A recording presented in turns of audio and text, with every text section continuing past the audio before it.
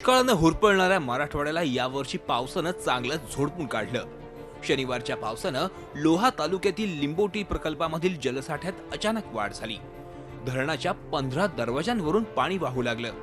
ही बाब प्रशासनाला पहाटे लक्षात आली आणि घाई गडबडीनं नदीकाठच्या गावांना कोणतीही पूर्वसूचना न देता 14 दरवाजे उघडण्यात आले। प्रकल्पाच्या 14 दरवाजांमधून 36,000 क्युसेक्स प्रतिसेकंद वेगानं पाण्याचा विसर्ग सुरू झाला।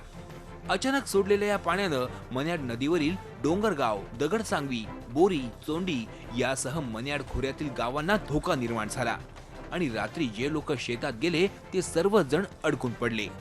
डोंगर गावात तर तब्बल 23 जण पाण्याच्या प्रवाहात अडकले। आमदार प्रताप पाटील चिखलीकर यांनी मुख्यमंत्र्यांशी संपर्क साधून हेलिकॉप्टरची मागणी केली।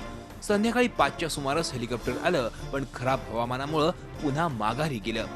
स्थानिक प्रशासकीय अधिकारी घटनास्थळी दाखल झाले आणि गावकऱ्यांना सुखरूप स्थळी पोहोचवण्यात आलं।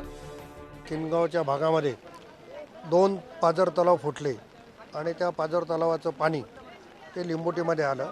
लिंबोटी अगोदरच ओव्हरफ्लो झालेलं होतं आणि त्यामुळं ही परिस्थिती निर्माण झाली आणि या परिस्थितीला सगळेजण सामोरं जाण्याचं काम करतो आहोत। एका साईडची थोडी भिंत खचलेली आहे, त्याचा सपोर्ट थोडा खचत आहे, त्यामुळे आणखीन प्रिकॉशन घेण्यासाठी गावकऱ्यांना सांगितलेलं आहे। प्रकल्पाच्या विसर्गासमोरील भिंत थोडी खचल्यानं प्रशासनानं खबरदारी म्हणून नदीकाठच्या लोकांना बाहेर काढण्यास सुरुवात केली।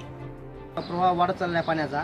अतिशय मुसळधार पावसामुळे जो आमचा लिंबोटी डॅम आहे तो पूर्णतः भरून अचानक सकाळी 7 वाजताच्या दरम्यान तिथल्या इंजिनियरने कुठलाही म्हणजे 14 दरवाजे ओपन केले, त्याच्यामुळे आमच्या गावामध्ये अचानक पाण्याची पातळी वाढली आणि नदीचं पाणी जे आहे आता हळूहळू गावामध्ये शिरायला लागले। अचानक हे लिंबोटी धरणाचं पाणी सुटल्यामुळे आणि मोठा प्रवाह आल्यामुळे सर्व शेती जवळपास पाण्यामध्ये गेलेली आहे। तूर, सोयाबीन, हायब्रिड, कापूस, हळद, ऊस, केळी असं बऱ्याचशा पिकाचं ह्या भरपूर नुकसान आमच्या गावामध्ये झालेलं आहे। दुपारनंतर पावसाचा जोर ओसरला आणि पाण्याचा प्रवाह कमी झाला। अखेर रात्री उशिरा प्रकल्पाचे 11 दरवाजे बंद करण्यात आले।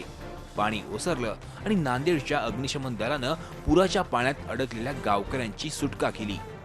पाण्याचा प्रवाह कमी झाल्यानं सर्वच जण सुखरूप वाचले। पण या घटनेमुळे प्रकल्प व्यवस्थापन आणि आपत्ती व्यवस्थापनातील अनागोंदी कारभाराची पोलखोल केली।